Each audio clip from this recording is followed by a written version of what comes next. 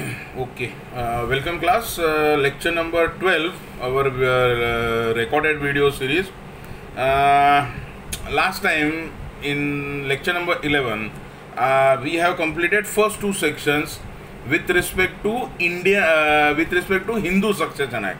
Now we proceed further and see actually what happened. I'm not able to find the notes which I have taken out for the uncodified part. So uncodified part थोड़ा सा मैं postpone कर रहा हूँ. So today I proceed to start with the Succession Act.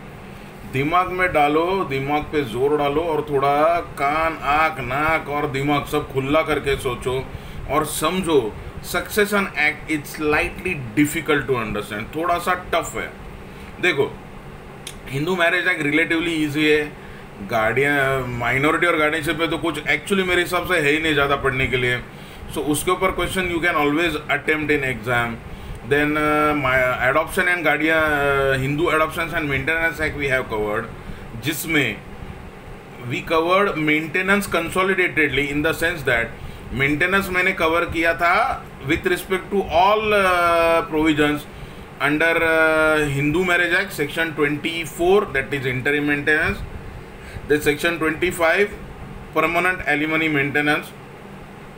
Then section 18(2) of the Hindu Adoptions and Maintenance Act, maintenance of wife. Then section 19 we saw maintenance of a widowed daughter-in-law. Then other provisions also we discussed. Section 125 of the Criminal Procedure Code, 125 to 127, and 125 to 127 CRPC also talks about maintenance of wife, children and aged parents. Then under the Maintenance Act, Hindu Adoptions and Maintenance Act also it is possible, and by and large under all the provisions, the guiding factor or rather the things that the court have to take into consideration are one and the same. Even I told to you that even if there is any claim under whatever thing, ये जो maths का part है हिसाब तो लगाना ही पड़ेगा. Even if a person dies in an accident and there is an claim for compensation under the Motor Vehicles Act, और अगर वो काम के दौरान मरा है during the course of employment, there can be a application for compensation under the Workmen's Compensation Act. वहाँ पे भी considerations are the same कि आदमी कितना कमाता था. Then as I told you कि 1/3 उसका इनकम कट हो जाएगा क्योंकि आदमी पूरा 100% इनकम तो घर में नहीं दे पाता है. So today you are assuming that is not there, तो उसका खर्चा भी नहीं, so he will not be spending that money on himself. तो वो अमाउंट कट करके यूजुअली वो कितने पैसे घर पे देता था, देन एज क्या था, कितना उसका सर्विस बचा था, वो हिसाब से ही कॉम्पेंसेशन का अमाउंट डिराइव हो जाएगा. सिमिलरली यहाँ पे भी सेम के what is the income of the person, then what are his permissible deductions, what are the expenses which are recognized by the law. उसमें ज़्यादातर हाउसिंग लोन आता है, वो भी मैंने आपको बताया. देन नंबर ऑफ डिपेंडेंट्स के उसके ऊपर कौन डिपेंडेंट है, so same thing is there.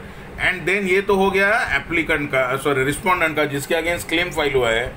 Then going to the applicant के what are the needs of the applicant, के एप्लीकेंट की ज़रूरतें क्या है.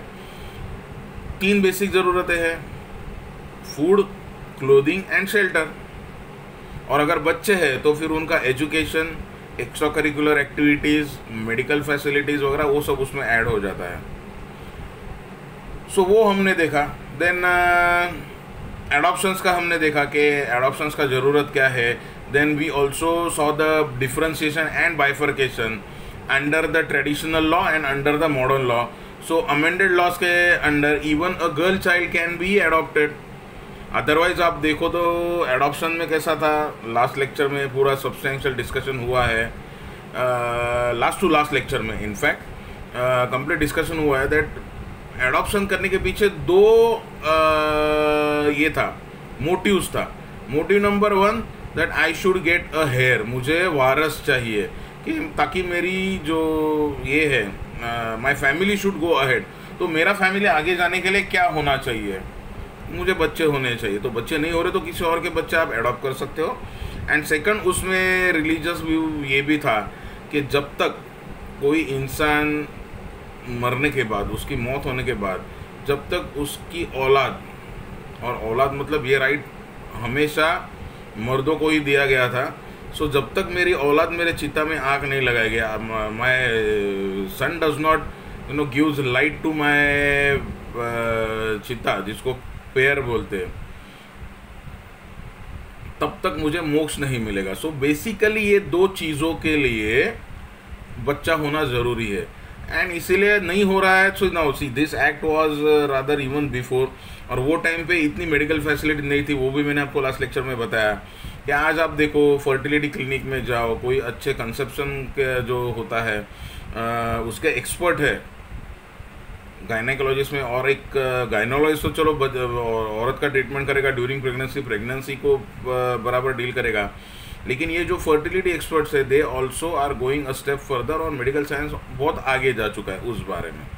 सो सर्टन थिंग्स आर देयर जो आज अवेलेबल है लेकिन पहले अवेलेबल नहीं था, सो एडॉप्ट करने का ज़रूरत नेचुरली ज़्यादा पड़ता था। Okay, so now see going back to succession. Indian succession act जो है, जो आपका फैमिली 1 में हुआ है, that is applicable not to Hindus but to others and basically Christians. तो अभी देखो, when it comes to Hindus, Indian succession act will apply only in case, ये थोड़ा ठीक से सुन लो, very important from your understanding point of view, exam point of view and overall advocacy. So point number 1 आप एक दिमाग में डाल के चलो, that Indian succession act is applicable to a Hindu only in case the person is making a will. जिथे मृत्यू पत्र बनवलं जातं है, जहाँ वसीयत बनाया जा रहा है, उसका जो एग्जीक्यूशन का पार्ट है, that how a will should be executed. Will कैसे एग्जीक्यूट होता है मेरे को बताओ। पहले तो राइटिंग में होना चाहिए, क्योंकि अनप्रिविलेज विल है, प्रिविलेज विल की बात अलग है, that's on a different footing, लेकिन हर एक आदमी उस कैटेगरी में नहीं आता है। तो अनप्रिविलेज विल में क्या होता है, it has to be in writing, oral will is of no consequence. So number 1 it must be in writing. Number 2, कोई स्टैम्प पेपर, कोई रजिस्ट्रेशन की ज़रूरत नहीं है, लेकिन जहाँ तक हो सके वो एक्चुअली हैंडराइटिंग में भी चलता है, लेकिन ऐसे पेपर को प्रिजर्व करना भी डिफ़िकल्टी हो जाती है, और कभी कभी हैंडराइटिंग लेजिबल होता है, नहीं होता है, तो कोर्ट के दिमाग को क्यों टेंशन दो उसके लिए, अगर कल वो चैलेंज हो गया तो।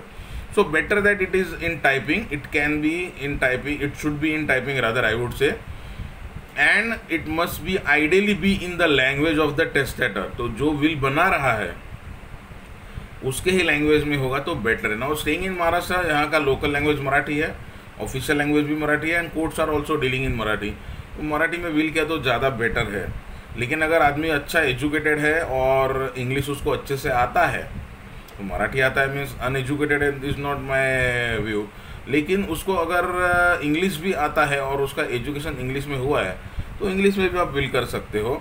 Then other than that language उसका मदर टंग में भी हो सकता है, लेकिन समझो कोई साउथ इंडियन यहाँ पे रह रहा है, तो कल उसका विल अगर प्रोबेट करना पड़ा, जो करना ही पड़ता है, क्योंकि see will is of no consequence without a probate. Probate क्या है? Probate is the certified copy issued by the concern court. तो समझो थाना में अगर कोई तेलुगु या तमिल आदमी की मौत हो गई, या मलयालम आदमी की मौत हो गई, या कन्नड़ आदमी की मौत हो गई, जिसको उसकी मातृभाषा ज़्यादा अच्छी है, और if you make that will in that language, then getting the translation and getting it probated will be a difficult task. So better यहाँ पे करना है तो मराठी में करो, अगर मराठी आदमी तो मराठी में करो, और इंग्लिश में करो तो दैट इज़ ऑल्सो फाइन, कोई इशू नहीं है। So better that it's done in English language. Then handwriting में भी चलता है, लेकिन प्रिजर्वेंस के हिसाब से, पढ़ने के हिसाब से, टाइपिंग अगर अच्छे से हो तो, पहले टाइपराइटर था, अभी कंप्यूटर है, सो दिखने में भी अच्छा दिखता है और it is easy to read, तो वो टाइपिंग में होना चाहिए। Then no stamp duty, registration का कोई कंपल्शन नहीं है, ज़रूरत भी नहीं है, तो को स्टैम्प पेपर चाहिए 100 रुपये का, 500 रुपये का, ऐसा कुछ भी नहीं है। प्लेन पेपर भी चलता है, but ideally when anybody comes to you for making a will, I will always suggest कि उसको आप ग्रीन लेजर पेपर पे निकालो, उसका थोड़ा रेजोल्यूशन ज़्यादा अच्छा होता है, थोड़ा सा पेपर मोटा होता है एंड टिकने के लिए अच्छा होता है। अभी वो आदमी की मौत कभी होगी अपने को मालूम नहीं, विल क्या तो 15 दिन में मरो ऐसा रूल है नहीं, शायद विल बनाने के बाद कुछ सालों तक आदमी जिंदा भी रहे, तो वो उतने दिन जब तक उसकी मौत नहीं होती, विल एग्जीक्यूट कभी होता है, नॉट एग्जीक्यूट, एनफोर्सेबल कभी होता है after the death of the person making the will. तो उतने दिन तो वो अच्छे से संभाल के रखो, और बाद में कोर्ट में अगर आपको प्रोबेट के लिए करना पड़ा तो करना पड़ेगा। And probate is required because he will ideally metropolitan city Mumbai में and even in Thane also. समझो कोई प्रॉपर्टी है जो अभी now if you go for buying a property, और पहले का ओनर बोलता है कि मुझे मेरे बाप ने विल में दिया था ये प्रॉपर्टी, मैंने ख़रीदा नहीं है। सो टाइटल डॉक्यूमेंट जब आप ये करते हो और उसका अगर प्रोबेट नहीं होगा तो मे बी सोसाइटी आपके नाम पे शेयर ट्रांसफ़र भी नहीं करेगी। मेंबरशिप ट्रांसफ़र ने उसको ट्रांसमिशन बोलते हैं। Now what is the difference between transfer and transmission? Transfer is when one person sells the flat to B, तो ए ने अपना फ्लैट बी को बेच दिया तो ट्रांसफ़र हो गया। लेकिन जब ए की मौत हो जाती है, ही डाइज इंटेस्टेड और बाय मेकिंग अ विल, तो उसने जिसको भी वो प्रॉपर्टी विल से दी है या जो भी उसका हकदार है, जो भी उसका लीगल हेयर है, उसका कानूनन वारिस है, उसको मिलेगा। तो ये जो ऑटोमेटिक ट्रांसफ़र होता है ना कि ए इज़ गॉन, ए की मौत हो चुकी है और अभी बी के नाम पे ट्रांसफ़र हो रहा है by the effect of law, by a probate और वॉट एवर, उसको ट्रांसमिशन बोलते हैं। That is called as transmission of the membership. तो शायद सोसाइटी एक्सेप्ट भी ना करे, मे बी विल करने की ज़रूरत क्यों पड़ती है। देखो मेरे पास कई बार लोग आते हैं, an number of times, that actually see क्या होता है ना, विल बनाने के लिए बहुत कम लोग आते हैं। You will also experience this, they come for some other work, वो लोग कोई दूसरे काम के लिए आते हैं and then by the way they will discuss with you की काय है ना सर आम्हाला पण विल बनवायचं होतं। तो मेरे पास एक सज्जन आए थे लास्ट ईयर, उन्होंने एक फ्लैट खरीदा कोरेज टावर्स में, कोरेज नक्षत्र में उन्होंने एक फ्लैट खरीदा।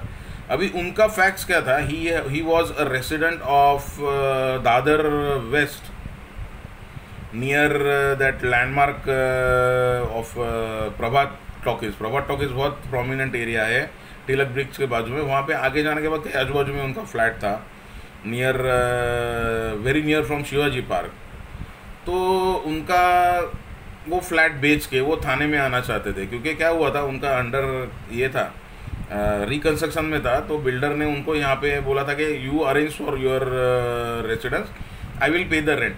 तो इन्होंने क्या किया, थाने में फ्लैट लिया इन तारांगण, जहाँ पे उनकी शादी हो चुकी, शादीशुदा लड़की रह रही थी। तो चलो रहने का ही है तो फिर यहाँ रहेंगे, ऐसे करके वो यहाँ पे आए and then they were happy with our town, our city of Thane. See Thane is very very better as compare to Mumbai और any other town in terms of ambience. सब चीज़ें नज़दीक नज़दीक है, ज़्यादा लंबा नहीं जाना पड़ता है। RTO, post office, commissioner office,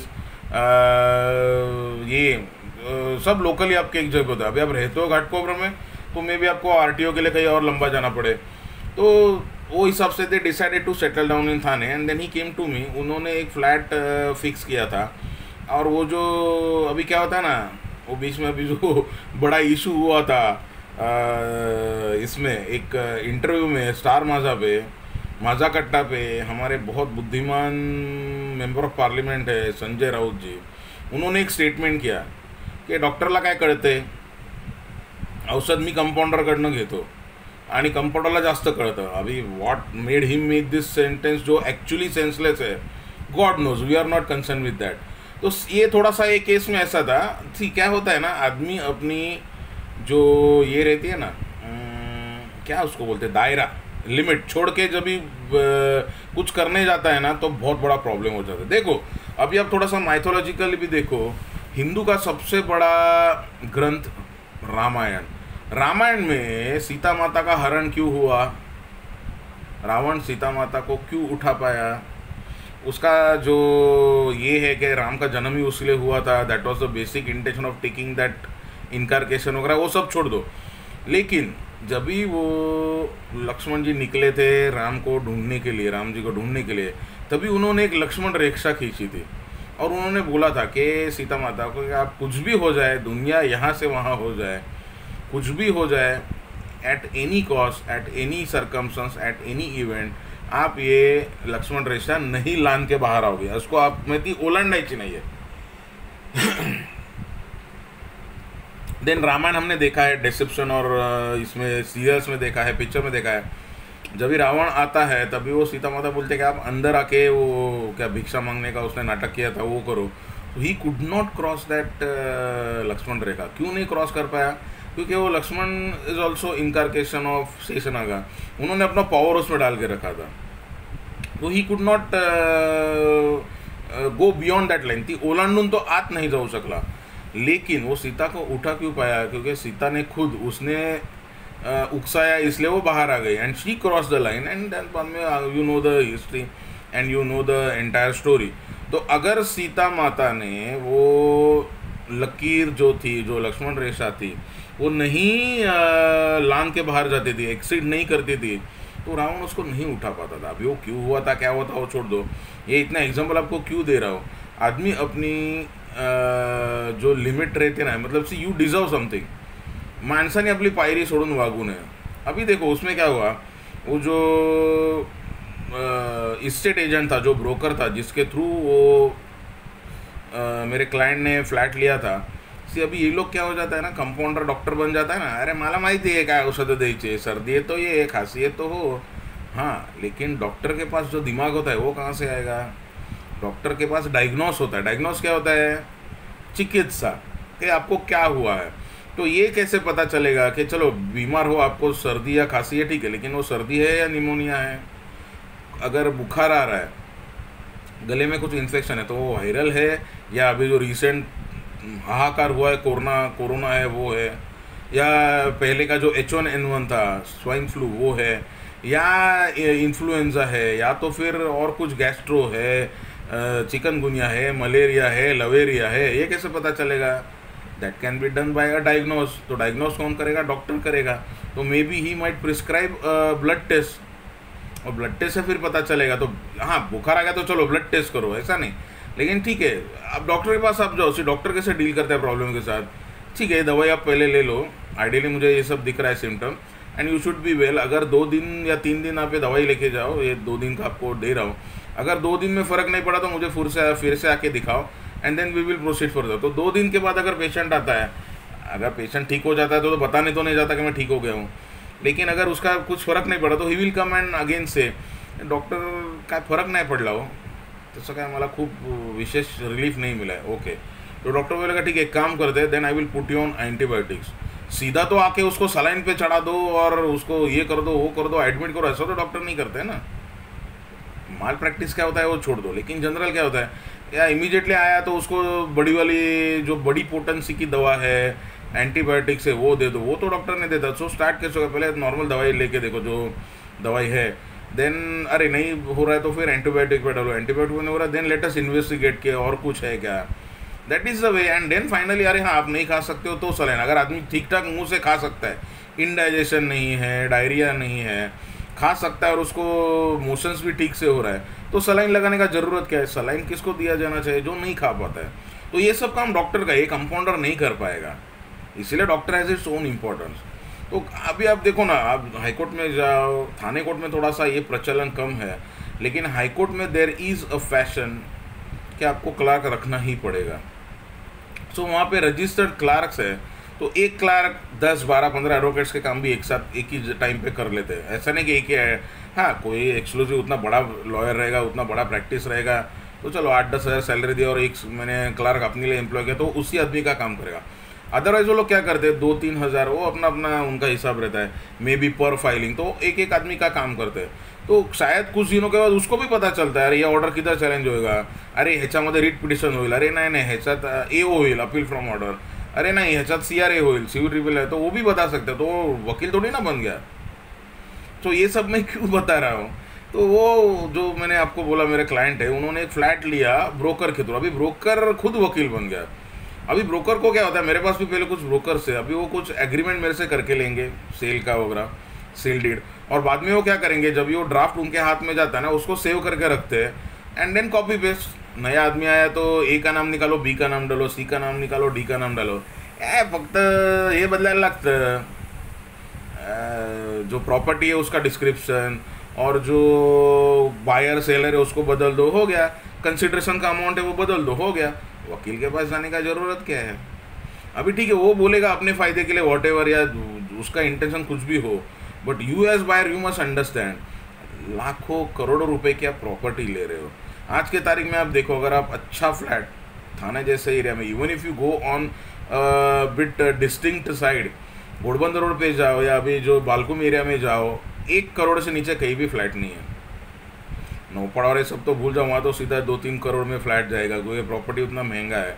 तो आप 1 करोड़ का फ्लैट ले रहे हो, तो जब भी बिल्डर से ले रहे हो ना, उतना इशू शायद नहीं होगा, क्योंकि that agreements are handled by a solicitor firm, और उसका एक पूरा सेटअप रेडी रहता है कि जैसे फ्लैट बुकिंग का होता है, देन इमीडिएटली वो ये करेंगे, बोलेंगे हाँ ये दिन को एग्रीमेंट करते हैं, तो उनका पूरा फॉर्मेट रेडी रहता है। एंड देन वहाँ पे क्या होता है, खाली फ्लैट नंबर चेंज होगा, और जो बायर है और कंसिडरेशन अमाउंट भी उनका शायद फिक्स ही रहता है, ज़्यादा ऊपर नीचे नहीं करते, तो उनका वो जो टर्म्स है वो बदल जाएगा, तो वहाँ पे ठीक है। But otherwise if you are buying a flat from some other person through a broker or directly person to person, it is always advisable and better you go to some good advocate। Advocate कौन सा advocate?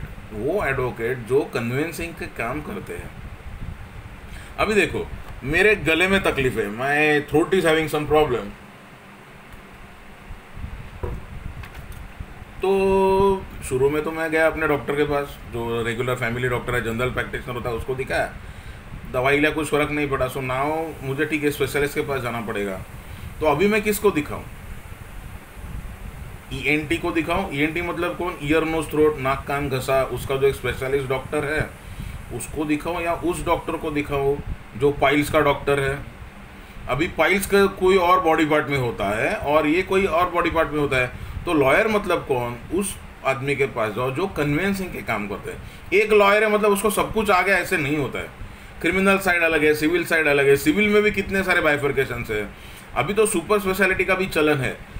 कुछ advocates मैं आपको बता भी सकता हूँ जो खाली लेबर के मैटर लेते हैं, सिविल क्रिमिनल के काम करते नहीं, ओनली लेबर मैटर। कितने एडवोकेट्स दिखाऊँ जो खाली रेवेन्यू के काम करते हैं? कितने एडवोकेट्स दिखाऊँ जो खाली स्पेशलाइज करते हैं एमएससीटी मैटर्स में, मोटर एक्सीडेंट क्लेम? तो ज़्यादा से ज़्यादा वो लोग वर्कमैन कॉम्पिटिशन का एप्लीकेशन के लिए लेबर कोर्ट में जाएंगे, कमिश्नर कोर्ट में, but otherwise they are full time into MSCT. सो एमएससीटी का ग्रुप अलग है। कोऑपरेटिव के एडवोकेट्स है जो कोऑपरेटिव में ही डील करते हैं। ऐसे ऐसे स्पेशलिस्ट अभी है। देन क्रिमिनल साइड में जाओ, खाली क्रिमिनल, तो क्रिमिनल वाले के पास आप जाओगे और कन्वेंसिंग का काम के लिए पूछोगे तो वो बोलेगा बाबा आप कोई दूसरे एडवोकेट के पास, मुझे सब करने का टाइम भी नहीं, मुझे उसका मालूम भी नहीं। एक्चुअली उसको मालूम नहीं रहता है, he can not handle that. And ultimately कैसा होता है, एक स्पेशलाइजेशन आपने एरिया बना लिया है तो वो काम करो। So go to a good advocate. कितना चार्ज करेगा वो? मेरे पास अगर कोई आता है अच्छा से उसको सैलरीड बना के देने का है, आई charge not more than 5,000 to 6,000 rupees. अगर इंग्लिश है तो 5,000 और 1,000 रुपीज़ एक्स्ट्रा फॉर मराठी से लीड खरीदेगा, क्योंकि टाइपिंग करने के लिए फिर मुझे किसी की ज़रूरत पड़ती है। इसका मेरे पास पहले के ड्राफ्ट्स है जिसमें से मैं कॉपी पेस्ट करके खुद ही बना लेता हूँ, and I am able to handle that, I can understand that, I can make changes in that.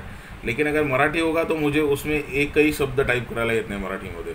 So even for making changes, see कैसे होता है, आप पहले ये बनाओ, दिखाओ, and then it will go to the you will show it to your client, देन उसमें कुछ चेंजेस निकल सकते हैं। तो चेंजेस के लिए भी फिर से उसको बुलाना पड़ता है, तो 1,000 रुपीज़ उसका एक्स्ट्रा रहता है। तो go to some good lawyer. Why are you evading that fees? तो वो एजंट बोल रहे कशाला पैसे घालायचे, वकिलाकडे जाओ, मी देतो ना करून, माझ्याकडे आहे ड्राफ्ट। अरे हाँ, लेकिन तुमको अक्ल है क्या जो वकील को रहती है? वो नहीं होता है। So he came to me for that, and then उनका मैंने करके दिया, he was happy with that draft. And then he said, साहेब मला जरा तुम्हाला एक विचारायचं होतं की ना मला एक विल पण करायचं। Said yes very well you can do. तो ही सेड अभी मेरा यहाँ पे मैं फ्लैट ले रहा हूँ कोरेज में ही, वो मैंने बिल्डर को सरेंडर कर दिया, and that builder has paid me substantial amount. तो वो टाइम पे 5 साल पहले वो फ्लॅट उसने बिल्डर को सरेंडर कर दिया, म्हणजे मला नको, तू घेऊन टाक, मुझे मला पैसे दे, मोकळा कर। रीडेवलपमेंट में बिल्डिंग गया था। That time builder had paid him 3.5 crore for that set. सिर्फ दादर का प्रॉपर्टी है, मुंबई है, जस्ट इमेजिन कितना रेट होगा। So he decided to buy a flat here. तो बोला यहाँ पे 1 करोड़ में फ्लैट मिल रहा है, ऊपर के 2-2.5 करोड़ सीधा सेविंग हो रहा है। तो बेटर, मेरा अभी now I am retired person, अच्छे पैसे हाथ में आ रहे हैं, आई कैन लीव सबसे। और मेरी लड़की बाजू में रहेगी, वो तारंगन में रह रही है, एंड कोरेज इज लाइक जस्ट बाजू में ही है। तो अभी आपके पास जो क्लाइंट आते हैं ना, विल के लिए बहुत कम लोग आएंगे कि मृत्यु पत्र बनवाए थे, आते हैं नहीं आते ऐसे नहीं, लेकिन दिस इज द थिंग। तो मैंने बोला ठीक है आप मेरे को बताओ कैसे करना है। तो बोला नाही माझी इच्छा आहे, माझ्या 2 मुली आहेत, मला दोन्ही मुलींना समान द्यायचं आहे, दोनों को इक्वल ही देना है। मैंने आई सेड ओके फाइन, तो विल बनाओ ही मत, ज़रूरत क्या है। तो वो बोला ऐसे क्यों बोल रहे थे। बोला अरे देखो क्या होता है, कायद्याने विल नाही केलं तर काय होईल, अगर आप लीगली विल नहीं करते हो तो इफेक्ट क्या होगा, आपके मरने के बाद, आपके गुजर जाने के बाद, वंस यू आर नो मोर, आपकी प्रॉपर्टी आपके हेयर्स को पास ऑन होगी। अभी आपकी वाइफ है तो चलो वाइफ तो है, इशू नहीं है। Now we don't know whether you will go first और शी विल गो फर्स्ट। तो assume a situation that your wife predeceases you, आपसे पहले आपकी वाइफ की मौत हो गई, and now you are left behind and now you are also dying. तो आपके मरने के बाद प्रॉपर्टी के लीगल हेयर्स कौन हुए, दोनों बेटियाँ। तो उनको वैसे भी कानूनन हाफ इक्वल राइट्स मिले हैं। शेड्यूल 1 जो अभी हम लोग ये सक्सेशन में देखेंगे, सो शेड्यूल 1 है क्लास 1 हेयर में, जो क्लास 1 लीगल हेयर्स होते हैं उसमें एक आदमी अगर बिना विल किए मरता है तो उसकी वाइफ, अगर उसकी मौत वाइफ से पहले हो गई तो वाइफ हिज विडो, एंड जितने भी बच्चे हैं उनका इक्वल शेयर बनता है। So assume a person dies living behind his wife and 2 children, तो उसके लीगल हेयर्स कितने हो गए, 3। So wife and both children, तो लड़का लड़की कोई भी हो that makes no difference, that is inconsequential. वो तीनों प्रॉपर्टी का समांतर हिस्सा लेते, they take equal shares in that property. तो 1/3 1/3 1/3 इतना शेयर सीधा उनको जाता है। तो वी विल सी फर्दर, पहले भी हमको डेफिनेशन सेक्शन देखना है, and then we will see के रूल्स क्या होते हैं। तो लीगल हेयर्स होंगे तो क्लास 1 हेयर में कौन होता है, देन क्लास 2 हेयर्स कौन होते हैं। अगर क्लास 1 में कोई नहीं है तो क्लास 2 का सवाल आता है। तो क्लास 1 के रूल्स क्या है, क्लास 1 में कैसे प्रॉपर्टी डिस्ट्रीब्यूट होती है। If there is no heir then only class 2। अगर लीगल हेयर एक भी है क्लास 1 में, क्लास 2 का सवाल ही पैदा नहीं होता है। वो क्लास 1 में जितने लोग हैं एक ही है तो उसको ही सब मिलेगी। अगर नहीं है तो फिर क्लास 2 में कौन है, देन उसके एंट्रीज है। तो क्लास 2 में कैसे फ़र्क पड़ता है, what are the rules of apportionment, के किसको कितना हिस्सा मिलेगा, वो that we will see later. So now let us go first to definition section, definition and interpretation section 3।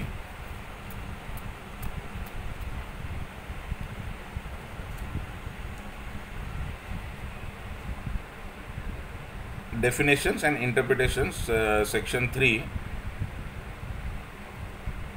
1 in this act unless context otherwise requires, in this section unless the context otherwise requires। Clause A, अभी देखो ये सब definitions आपको ठीक से पढ़ के समझ के लेना है। एग्जाम में कभी कभी इसके ऊपर 2 मार्क्स का जो क्वेश्चन होता है ना आपका, question number 1 answer not more than 2 to 3 sentences, उसमें एक क्वेश्चन आते हैं 2-2 मार्क के लिए। सो कंसेप्ट आपका क्लियर होना चाहिए, आपको मालूम होना चाहिए कि क्या डेफिनेशन है और क्या कंसेप्ट है। Now see first one, agnate, AGNATE। Agnet, one person is said to be an agnet of another if the two are related by blood or adoption wholly through males। अभी देखो जन्म लिया और दत्तक दिया गया, हमने देखा लास्ट लेक्चर में ही, लास्ट टू लास्ट लेक्चर में इनफैक्ट, इफेक्ट्स ऑफ एडॉप्शन क्या होते हैं। Adoption is equal to birth. तो एज इफ आपको अगर ए फैमिली ने बी फैमिली को दिया और बी फैमिली ने आपको एडॉप्ट किया, तो एडॉप्शन के बाद फर्स्ट इफेक्ट क्या है, now you become part and parcel of family, be as if you were born in that family. So यहाँ पे एडॉप्शन और ब्लड आएगा। One person is said to be agnate of another if the two are related by blood और adoption wholly through males. So जब भी 2 mails की वजह से आपका रिश्ता बनता है तो एग्नेट हो गया। तो आपका जो सगा भाई है वो तो चलो होली थ्रू मेल्स, और एक ही मिले तो सगा भाई को छोड़ दो। योर कजिन ब्रदर, कजिन मतलब पैटर्नल कजिन ब्रदर, चचेरा भाई, वो क्या हो गया आपका, एग्नेट हो गया। देन देखो सगा चाचा और चाचा उसका भी मतलब योर फादर्स कजिन, तो अभी रिश्ता कैसे हो गया, आपका फादर का रियल ब्रदर होगा, टू आर रियल ब्रदर, सगे भाई है। तो जो चाचा का लड़का है वो आपका सगा चचेरा भाई हो गया। लेकिन बाप का भी कोई चचेरा भाई हो सकता है, तो वो चुलत भाऊ हो गया आपको, तो आप एग्नेट ही रहोगे because you are related through males. तो जब भी आप दोनों का रिश्ता दो हिंदू मेल्स की वजह से होता है, यू बिकम एग्नेट। और जब भी मेल और फीमेल का कॉम्बिनेशन आता है, you become cognate. So your maternal cousin, मौसी की लड़की, मौसी का लड़का आपका क्या हुआ, कॉग्नेट हुआ। और बुआ की लड़की या बुआ का लड़का रहेगा तो भी वो कॉग्नेट ही हुआ, क्योंकि यू आर रिलेटेड। देखो रिलेशन क्यों है, father and his sister, so you are not related because of two males, तो यहाँ पे कॉग्नेट हो जाएगा।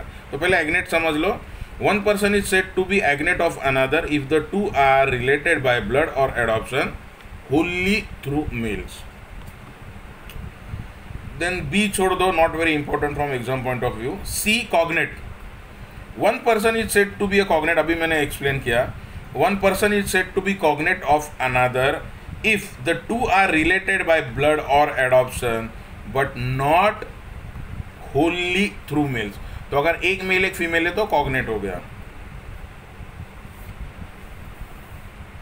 Then the very very important, even from your sources of Hindu law, uncodified law मैंने आपको बोला नेक्स्ट लेक्चर में थोड़ा सा करते, ये थोड़ा ख़त्म हो जाए। तो एक्चुअली वो जो उसका जो जॉइंट फैमिली है उसका अप्रोच या इसका भी जो प्रॉपर्टी कैसे डिवाइड होती है वो ना, वो फेस टू फेस करेंगे तो बेटर रहेगा। Because I need a black board and वो चार्ट्स वगैरह हमको करना पड़ेंगे। तो now doing all this on this thing, आप कोई पीपीटी बनाओ, उतना टाइम और उतना ये मेरे पास है नहीं। ये ले रहा हूँ वही बहुत बड़ी बात है, नहीं तो मैंने कभी सोचा नहीं था ऐसा मुझे लेक्चर्स ऑनलाइन लेने पड़ेंगे या वीडियो करके भेजने पड़ेंगे, ऐसा कभी प्रूव नहीं किया, ऐसा कभी सोचा नहीं था। Otherwise you see last 10 years I am teaching, used to a full pack classroom. कभी कभी अच्छा अटेंडेंस आता है, कभी कभी अटेंडेंस गिर जाता है, तो भी अराउंड 15-20 लड़के तो रहते ही है क्लास में। तो interaction is very very important. I understand कि मैं किससे बात कर रहा हूँ, सामने बैठे हुए होते, and then I can understand whether you people are understanding और नॉट। तो मैं जो कुछ भी बड़बड़ कर रहा हूँ, मैं जो कुछ भी सिखा रहा हूँ, वो आप समझ पा रहे हो या नहीं, वो इमीडिएट एक्शन का रिएक्शन मुझे मिलता है। यहाँ पे क्या होता है, I have to just go on making the videos, और वो वीडियोज़ आप देखो और कुछ आपको क्वेरीज है so you can revert back to me. तो जब तक आप मुझे फिर से क्वेश्चन नहीं पूछोगे, मुझे ये पता नहीं चलता आपको ये डिफ़िकल्टी है। और ये वीडियोज़ का थोड़ा सा एक डिसएडवांटेज ये है कि आप वो लिंक पे अपलोड होता है, गूगल लिंक पे अपलोड हो रहा है, आप देखते हो नहीं देखते हो, और कई बार मैंने देखा है students go on asking queries without watching these videos. So what is the difficulty that I don't understand, and I am also uploading these lecture videos on YouTube.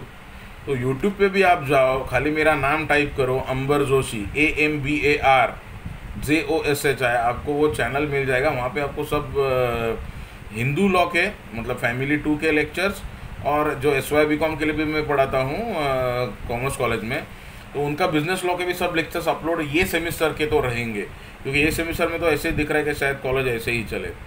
So that is also big difficulty for me. तो जब भी interactive sessions है, when we are meeting every Wednesday 5 to 7, वो lecture ही रखने का इरादा वो है दैट जो कुछ आपने 4 वीडियोस देखे हुए हैं, दैट रिएक्शन और उसका डिस्कशन, उसके क्वेश्चंस आप वहाँ पे पूछ सको। लेकिन मैं कई बार देखता हूँ, पूछता हूँ तो देर इज़ नो रिस्पॉन्स, लोगों ने वीडियो देखे हुए भी नहीं है। तो what is a problem, I don't understand. Google drive पे इमीडिएटली अपलोड हो रहे हैं, और अपलोड होने के बाद you have to watch those videos. Links पे खाली जाओ, वहाँ पे वो वीडियो अपलोड होते हैं, देखो, you will have no queries first of all.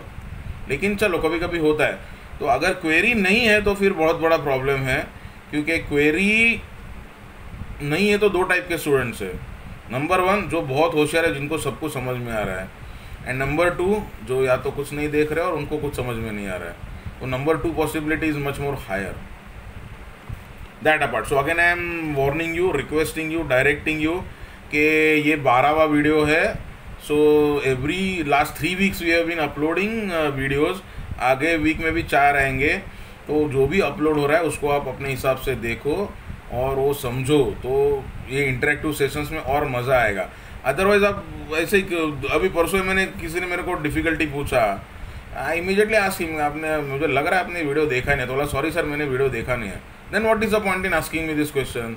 तो ये वीडियोस हम लोग करके ये सब एक्सरसाइज क्यों कर रहे हैं, आपके पढ़ाई का इतना हम लोग चिंता क्यों कर रहे हैं, ऐसे ही नहीं ना। That is with a view that you should watch this video. So I am again warning you, please watch the videos, that will help you in having the understanding of the topic.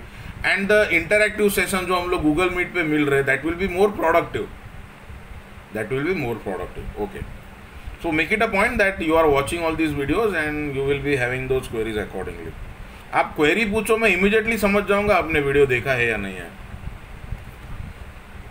Okay, now see very very important, section 3 subsection D, custom and usage, also one of the important sources of ancient sources of Hindu law. Ancient sources of Hindu law में custom and usage is a very important source of law. और ये important मैं क्यों बोल रहा हूँ, that even today modern sources क्या है, पहला लेजिस्लेशन है। लेजिस्लेशन मीन्स व्हाट, जो कायदे कानून पार्लियामेंट या स्टेट लेजिस्लेचर बनाते हैं। So whatever law is enacted, that is the first and the most important source of law. Then second source of law is the judicial precedents. चलो कायदा बन गया, लेकिन वो इम्प्लीमेंट कौन करेगा, इम्प्लीमेंट मीन्स उसका इंटरप्रिटेशन कौन करेगा, implementation done by the executive. तो इफ़ यू आर अवेयर, आपको एडमिनिस्ट्रेटिव लॉ में भी आएगा that what are the 3 organs of government, 3 organs of state. Number 1 is the legislature, the state parliament level पे central government parliament, and state government पे हर एक respective state को state legislature दिया हुआ है। So they will be making laws and handling things which are with in the state. चलो law तो बन गया, लेकिन इसको इंटरप्रिट कौन करेगा, इसको इंटरप्रिट जुडिशरी करेंगे। Judiciary is independent, judiciary is not under control of the legislation. तो जुडिशरी इसको इंटरप्रिट करेगी और then that will become the law. And ये लॉ को इम्प्लीमेंट कौन करेगा, that will be done by the third organ, जिसको एग्जीक्यूटिव बोलते हैं। सो ये सब सिस्टम्स आपको एडमिनिस्ट्रेटिव लॉ में भी आ जाएंगे। Okay, custom and usage. The expression custom and usage signify any rule which, having been continuously and uniformly observed for a long time, has obtained the force of law. Among Hindus in any local area, tribe, community, group or family. Read again. The expression custom and usage signify any rule which, having been continuously and uniformly observed for a long time, has obtained the force of law among Hindus in any local area, tribe, community, group or family. See, obtain force of law. कभी कभी statutory provisions को भी custom और usage over power कर देता है, override कर देता है, जिसका एग्जांपल हमने देखा था हिंदू मैरिज एक्ट में।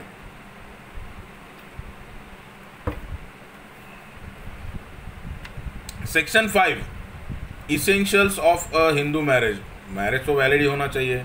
सो what are the requirements of marriage, उसमें आप देखो जो रोमन 4 और रोमन 5 कंडीशन थी, that the parties should not be coming within prohibited relationships unless there is a custom or usage which permits that kind of marriage between them.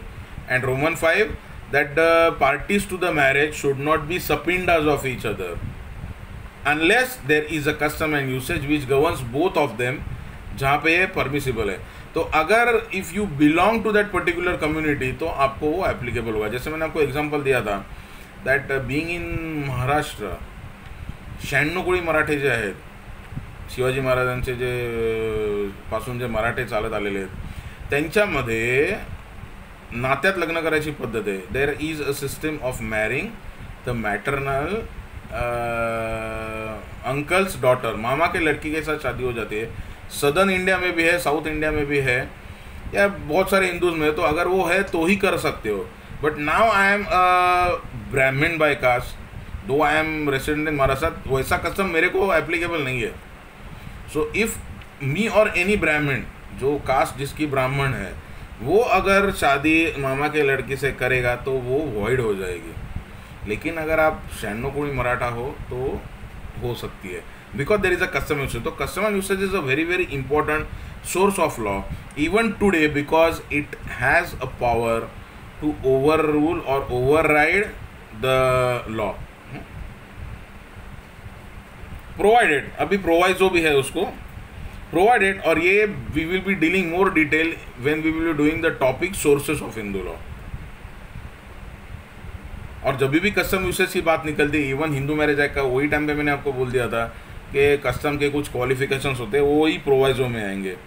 Provided that the rule is certain. तो जो भी rule establish हो रहा है because of custom, it must be certain and not unreasonable और oppose to public policy. What is public policy, उसकी कोई precise definition नहीं है, लेकिन अगर कोई एक्सेप्ट करेंगे और उसका अगर समाज के ऊपर कुछ गलत या बुरा असर पड़ता है तो that is against public policy. There is no precise definition as such, लेकिन पब्लिक पॉलिसी वो कोर्ट के हाथ में है कि वो ये पब्लिक पॉलिसी के अगेंस्ट है, ये डिसाइड करना. And provided further that in case of a rule applicable only to a family, it has not been discontinued by the family. तो ऐसा नहीं हो सकता है कस्टम था लेकिन बीच में 50 साल हो गए, हमने वो कस्टम को छोड़ दिया. We have left that custom, we have let it go and now we want to restart. तो ऐसा गैप नहीं चलता है. So at the cost of represent समझ लो कस्टम और यूसेज क्या होता है. It is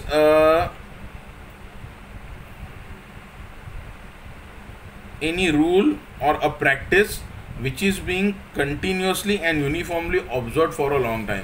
So what are the qualifications for any practice, for anything to qualify as custom? Point number 1, it must be in use since times antiquity. Antiquity means बहुत पुराने ज़माने से.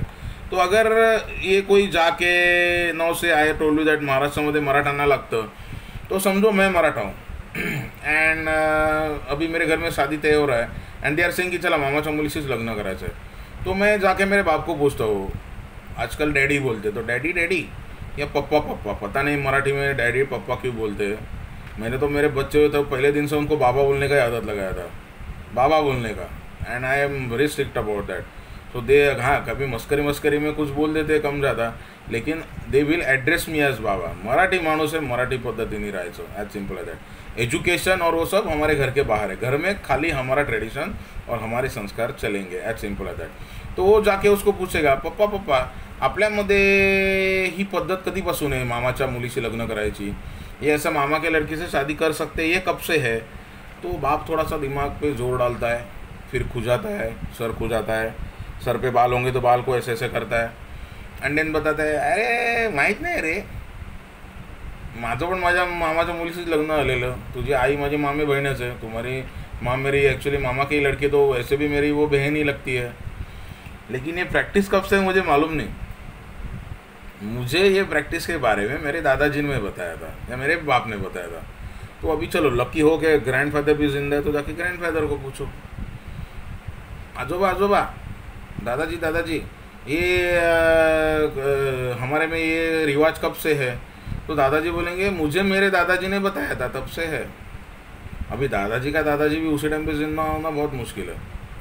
तो आपको ये पता चलेगा कि बहुत साल से हो रहे. तो दादाजी का दादाजी ने बताया था, मतलब उनको कभी पता चला था. फिर अगर वो दादाजी होंगे तो उनको जाके पूछोगे तो वो बोलेगा मुझे मेरे दादाजी ने बताया था. तो you just don't know how many years you will go back. So it is like that कि यू डोंट नो एक्झॅक्टली ये कभी चालू हुआ था. नहीं असेल 1000-1500 वर्ष के हिंदू धर्म आला है तेव्हापासून है. तो हिंदू धर्म आया तब से ही है. You can't exactly tell the origin के ये साल चालू हुआ है. जैसे किसी को भी पूछो इंडिपेंडेंस कभी मिला, भारत ब्रिटिशरों से आज़ाद कभी हो गया, ब्रिटिश रूल कब से ख़त्म हो गया, 15 अगस्त 1947.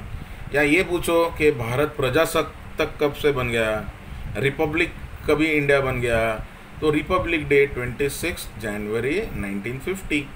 तो उसका कमेंसमेंट है. लेकिन अगर आप या आप ये देखो कि बाबा कॉन्स्टिट्यूशन को कमेंसमेंट ये कभी पास हो गया कॉन्स्टिट्यूंट असेंबली में. Just go to the preamble.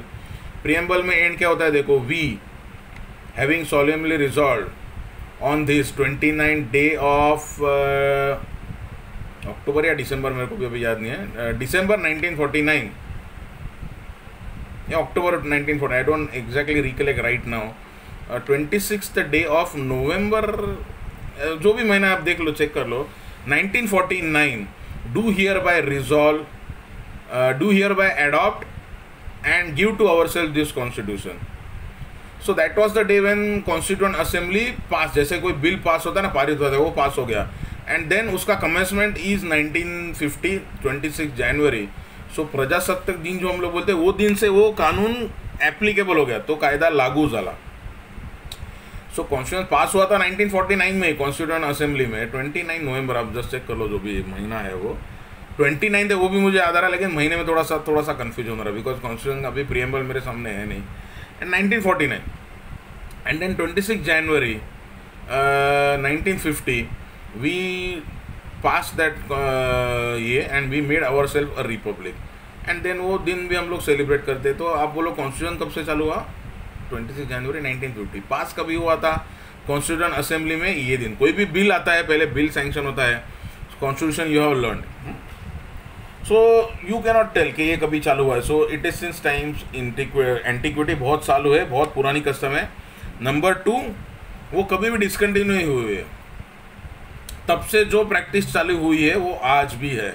It was never. तो ऐसा नहीं हो सकता कस्टम के बारे में कि अरे हाँ इतने 500 साल से है एंड देन लास्ट 50 ईयर्स हमने उसको ऑब्जर्व करना बंद किया है and now we want to start it again. तो अगर उसमें ये हुआ है, गॅप हुआ है, त्याला मराठीत खंड पडणं म्हणतात, तो नहीं चलता. That has to be without any discontinuation. The next third, it must not be unreasonable and oppose to public policy. तो कोई भी प्रथा कस्टम नहीं हो सकती है अगर वो अनरीजनेबल है.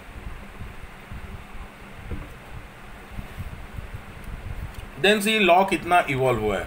Now initially there was a complete ban on remarriages of widows. तो एक बार औरत विधवा हो गई तो उसकी शादी नहीं हो सकती है. मर्द की शादी सेकंड थर्ड टाइम भी ज़रूर हो सकती है, लेकिन औरत की नहीं हो सकती है. ये रीजनेबल था? नहीं था. So that has now been given away. तो पहले कस्टम था बराबर. Then see there was one more custom, आपने सुना होगा कि सती. सती क्या होता है कि पति मरने के बाद वो पत्नी खुद को उसी के चिता पे जला लेती है या समाधि लेती है, जो भी उसका मेथड में भी. I am not interested to project कैसे होता है सती, लेकिन ये कुप्रथा थी. This was a bad practice and that was completely banned. उसको निकाल दिया and there is now a law, prevention of sati act. So now today you cannot say कि मैं सती जा सकती हूँ. पहले कस्टम था या नहीं था. लेकिन अगर कोई कस्टम को कानून ने ही बैन कर दिया, it is now prohibited, you can claim कि ये पहले कस्टम था तो मैं करूँगी. So another last rule that पहले तो see number 1, it is in practice since times immemorial. Exactly पता नहीं कब से चालू हुआ. Then number 2, it was never discontinued. That custom, that practice was never discontinued. Number 3, it is not unreasonable or against public policy. And number 4, it is not against any law or against any enacted provision by the parliament or state legislature. तो अगर उसको ban किया हुआ है, उसको ये prohibit किया हुआ है, देन यू कैन क्लेम के पहले था और मैं continue. No today no woman can say कि सती जाने के पहली प्रथा थी, मैं भी आज सती जाना चाहती हूँ. You can stop me from observing my custom. वो कस्टम था लेकिन अभी नहीं है. So again at the cost of repetition, point number 1, it is in practice since times immemorial, बहुत एंशंट है. Number 2, that practice was never discontinued, कभी भी स्टॉप नहीं किया. Number 3, that practice should not be unreasonable और against public policy. And number 4, it must not be against any enacted provision, या वो it must not be in violation of any law. See these are the requirements. Then let us just understand one thing. Custom क्या होता है ये तो हमने देखा. Usage क्या होता है? Usage is also like a custom, लेकिन उसका जो फोर्स है वो कस्टम से थोड़ा सा कम होता है. देखो एक एग्जांपल देता हूँ. पत्थर भी होती है और ईंट भी होता है. ब्रिक, पत्थर फेंक के मारो तो क्या होगा? सर फूट जाएगा. ब्रिक फेंक के मारो तो ब्रिक भी टूट जाएगी, उतनी पत्थर की जितनी सख्त नहीं होती है, लेकिन मारो तो उससे भी लगेगा. वही फ़र्क है कस्टम और यूसेज में. Usage is slightly having less force as compare to custom. Practice है वो. सो उतना ही फ़र्क है और दोनों का implication is same. So custom and usage always एक साथ यूज़ होता है. उसका मीनिंग थोड़ा सा एक्चुअली डिफरेंट है, लेकिन आप पकड़ के चलो सेम है. क्योंकि कई बार इंटरचेंजेबल दोगे या दोनों बोलेंगे custom and usage. So custom and usage में थोड़ा सा फ़र्क है. लेकिन इट इज़ वन। जैसे अभी देखो, आपको अगर बिल्डिंग बननी है तो आपको पत्थर की भी ज़रूरत है, और आपको दीवार बनानी है तो आपको स्लैब भी लगेगा, सलिया भी लगेगा, और ब्रिक्स भी लगते हैं दीवार बनाते हो। तो ब्रिक का भी काम होता है। तो ऐसे नहीं कोई बोल सकता कि अरे ब्रिक तो नाजुक होती है, उसको 2-3 हथौड़ा मारो तो ब्रिक टूट जाएगी। That is not the case. तो bricks is also required. So usage का भी उतना ही इंपॉर्टेंस है। Okay, then section 3E, full blood, half blood and uterine blood. Full blood, half blood and uterine blood. अभी देखो, फुल ब्लड मीन्स सगे भाई बहन, born from the same parents, from the same ancestor and ancestress. तो जन्मदाता जो होता है पिता, उसको एंसेस्टर बोलते हैं, और जो जन्म देती है माँ या फीमेल्स जो फैमिली में है, सो मेल रिलेटिव्स को एंसेस्टर बोला जाता है और फीमेल रिलेटिव्स को एंसेस्ट्रेस बुलाया जाता है। सो एंसेस्टर और एंसेस्ट्रेस एक ही है, मीन्स व्हाट, माँ और बाप एक ही है, तो वो फुल ब्लड रिलेशनशिप हो गया। Than half blood. Half blood जहाँ पे बाप सेम है लेकिन माँ अलग है। तो समझो बड़े लड़के की ये हो गई, जन्म हो गया, and then subsequently for reason वो माँ जो थी वो बीमार पड़ गया एंड wife expire is actually wrong word, passes away. Expiry कोई चीज़ की होती है, लेकिन हम लोग बहुत बिंदास यूज़ करते हैं, वो आदमी को एक्सपायर हो गया। एक्सपायर कोई चीज़ होती है। अभी जो ये आता है ना, कोई भी ड्रग्स एंड कॉस्मेटिक एक्ट्स का जो रेगुलेशंस है, तो आप कुछ भी प्रोडक्ट खरीदो जो एडिएबल ईटेबल है या कॉस्मेटिक के अंडर आता है या टूथपेस्ट है या दवाई है, उसमें आप देखो डेट ऑफ मैन्युफैक्चर रहता है और नीचे डेट ऑफ एक्सपायरी भी रहता है। तो recently there is now a revolution. तो पहले कैसे था ना, समझो एडिएबल फूड है, जैसे एक आइटम है, पकड़ लो टमाटो सॉस है, टमाटो केचप, तो उसमें लिखा रहता है मैन्युफैक्चरिंग डेट एंड बैच, और उसके नीचे लिखा रहता है best for use within 6 months of manufacture. Now this is not permitted under the law. You have to mention expiry date. You have to mention expiry date. तो आपको ये mention करना पड़ेगा कि डेट ऑफ मैन्युफैक्चर क्या है, उसका batch क्या है, and then what is the date of expiry. तो पहले था कि 6 महीने के अंदर, वैसे नहीं चलेगा। अगर 6 महीने का एक्सपायरी डेट है तो वो डालो। तो अगर आज आप अगस्त में कुछ चीज़ बना रहे हो तो 8 and 6, 8 और 6 14, so that will go in February month. So next महीने के 2, तो फेब्रुआरी का कोई तारीख रहेगा जब भी वो एक्सपायर हो जाएगा। सो दैट तारीख, तो आज अगर बन रहा है या सितंबर में, सो 9 और 6 15, सो दैट गोज 12 और 3 मतलब इनटू मार्च मंथ। सो समझो आज के डेट का मैन्युफैक्चरिंग है 6 सितंबर 2020, तो उसका एक्सपायरी कभी होगा, वो 5 सितंबर बराबर वही टाइम पर रहेगा। सो 9 और 6 14, सो 15, तो मार्च महीने में जाएगा। So that will B 5 March 2021, that is the thing. तो एक्सपायरी डेट एक्चुअली चीज़ों की होती है। आदमी जब भी जन्म लेता है उसके सर पे लिखा रहता है क्या तुम इतने साल बाद मरोगे। सबकी अपनी अपनी लाइफ की एक एक्सपेक्टेंसी है, और एक अपने अपने फेट के हिसाब से, अपने अपने किस्मत के हिसाब से आदमी जीता है। कोई 90 साल जीता है, कोई 100 साल जीता है, कोई 20 साल में ही मर जाता है, कोई जन्म लेते ही मर जाता है। So everybody's life span is different. So expiry is actually a wrong word. So ये जो है, सो उसकी पहली पत्नी मर गई, मौत हो गई, and then he marries again. As I told you, remarriage आदमी का बहुत जल्दी हो जाता था, कई बार तो 6 महीने में ही हो जाता था। तो दूसरी शादी हो गई, दूसरी माँ आ गई, सौतेली माँ आ गई, एंड देन पति पत्नी साथ में रहने लगे, कोहैबिटेशन हो गया, नेचुरली उनका फिजिकल रिलेशनशिप आ गया, एंड और एक बच्चा हो गया। तो ये जो दूसरा बच्चा है वो क्या हो जाएगा, सौतेला भाई हो जाएगा। लेकिन दोनों हाफ ब्लड है क्योंकि they are born from the same ancestor. So माँ अलग है, एंसेस्टर्स अलग अलग है। तो यहाँ पे ऐसे भी हो सकता है ना, अभी तो चलो री मैरिज ऑफ विडो भी है और वो बैन भी निकल गया, एंड नाउअडेज विडोज का री मैरिज भी हो जाता है। तो एक औरत है जिसका पति मर गया, बच्चा हुआ था और पति मर गया, एंड शी मैरीज अगेन। अभी दूसरे पति से उसको भी बच्चा हो सकता है। तो ये जो बच्चा हुआ है वो भी सौतेला भाई है उसका, लेकिन यहाँ पे क्या हो रहा है, यहाँ पे यूट्रीन ब्लड है। They are related to each other through the same mother, लेकिन बाप उनका अलग अलग है। और हाफ ब्लड में क्या हो रहा है, माँ अलग अलग है लेकिन बाप सेम है। Now read that definition. full blood, half blood and uterine blood. Clause E, not clause, subsection E.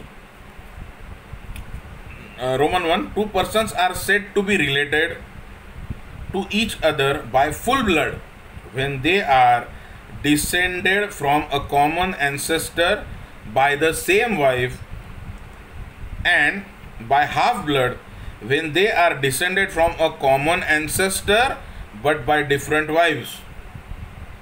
Then going further, Roman 2, two persons are related to each other by uterine blood when they are descended from a common ancestress, मतलब same माँ but by different husbands. सो सौतेले भाई है लेकिन यहाँ पे माँ दोनों की सगी है, एक ही है, पिताजी अलग अलग है.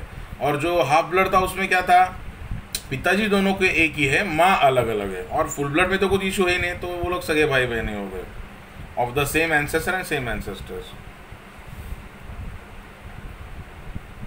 Explanation. In this clause, ancestor includes father and ancestress the mother. Full blood, half blood, uterine blood. Then F, hair. Actually इसमें हम लोग हेयर बोलते हैं, एट समटाइम्स बोलते हैं कि एच साइलेंट है तो एयर भी बोलते हैं, लेकिन हेयर ही प्रॉपर है मेरे हिसाब से. Heir means any person, male or female, who is entitled to succeed to the property of an intestate under this act. Read again. Heir means any person, male or female, who is entitled to succeed to the property of an intestate under this act. Now family one हुआ है, so you people are well aware. Intestate कौन होता है? इंटास्टेट वो होता है when a person dies without leaving a will.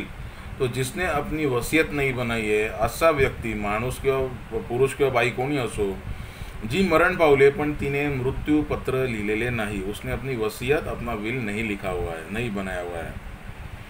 और एक चीज़ याद रखो, succession laws will apply only in case there is no will. If there is a will, if there is a will, so person has died leaving behind a testament, तो property का क्या करने का है उसके मौत के बाद, that is decided by the will. And in such a case, if there is a will, property will devolve as per the provisions of the will. जो will में लिखा है वो हिसाब से होगा. सी कभी कभी मेरे पास लोग आते हैं तो मैं बोलता हूँ कि आपको विल करने की ज़रूरत कभी, अभी जैसे मैंने आपको वो सेम एग्जाम जो पहले एग्जाम्पल दिया था वो क्लाइंट का, जो मेरे पास आया था एक्चुअली सेल डीड के लिए, एंड देन ही सेड कि मुझे विल भी करना है, तो मैंने उसको बोला विल करने का ज़रूरत ही नहीं है. हाँ, विल करने का ज़रूरत कभी है, नंबर 1, मुझे मेरी प्रॉपर्टी मेरे बच्चों को देनी ही नहीं है, किसी और को देनी है, या मेरे प्रॉपर्टी का कुछ हिस्सा है जो मैं चाहता हूँ कि एक ओल्ड एज होम बने, या ऑर्फनेज को मैं दान दे दूँ, या कोई ट्रस्ट करूँ जो कुछ किस्म की सोशल सर्विस करेगा, या कोई NGO फॉर्म करूँ, तो मेरे मरने के बाद मेरे बच्चे वो करेंगे, उसका गारंटी क्या है? तो उससे अच्छा मेरा प्रॉपर्टी जो कुछ भी है किसको कितना मिलना चाहिए. और कभी कभी क्या होता है that I don't want to give equal shares to my children, दोनों का अलग अलग हक मेरे हिसाब से है. समझो मैं एक बच्चे के पास रहा हूँ, दूसरा बच्चा मुझे छोड़ के गया है, छोड़ के मैं काम के लिए whatever, so naturally one son stays with me and another son goes abroad.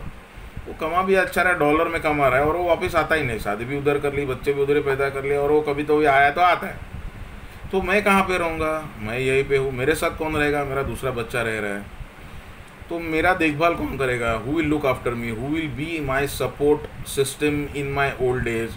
Okay, property है, पैसे है, आदमी अगर अच्छे से कमाया रहेगा, सेल्फ एक्वायर्ड है, if you have done good job you will get your pension, gratuity, everything is there, so you are not financially dependent. लेकिन फिर भी कुछ ऐसा हो जाता है ना, बाद में डिपेंडेंसी आ ही जाती है, फिजिकल या mental, so you need someone. तो कम से कम आदमी को डर तो खाली एक ही रहता है, मरने का सबको है ही, डरो मत डरो, लेकिन एक चीज़ है, देखा मेरे मरने के बाद क्या होगा, मेरा कौन देखेगा, मुझे मला पोचवणार कोण, मला जाळणार कोण, या मर गया तो अगर मुस्लिम हो तो मुझे दफनाएगा कौन? तो ये सबके मन में जीते जी ये चीज़ें रहती है.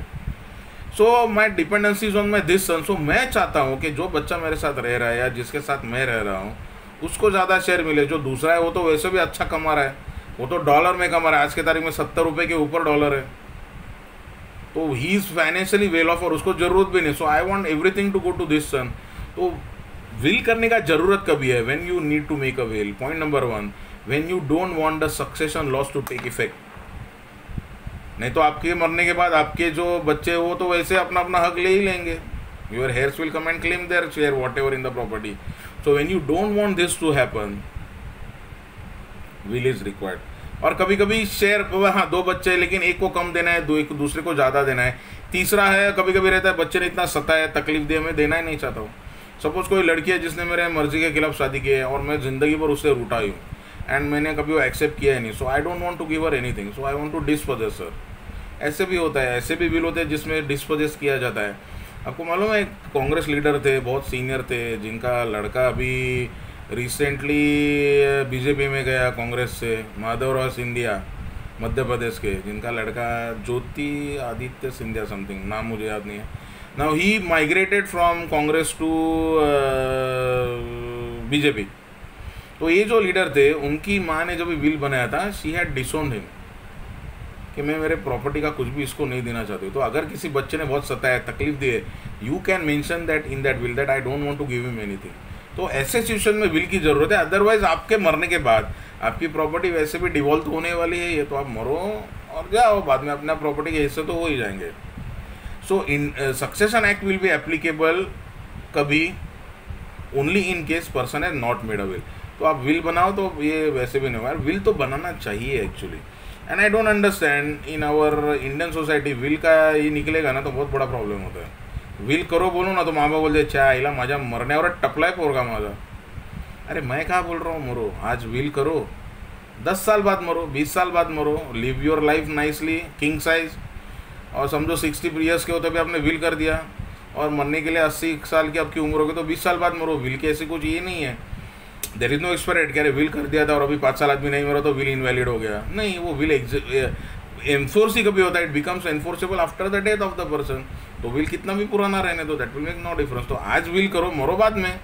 लेकिन see we are always in a mood और हम लोग प्रॉब्लम क्रिएट करना ही चाहते हैं। ओके, सो यहाँ पे हेयर ख़त्म हो गया। नाउ इंटरस्टेट और आगे के जो सेक्शंस है that we will continuing in next lecture. Okay.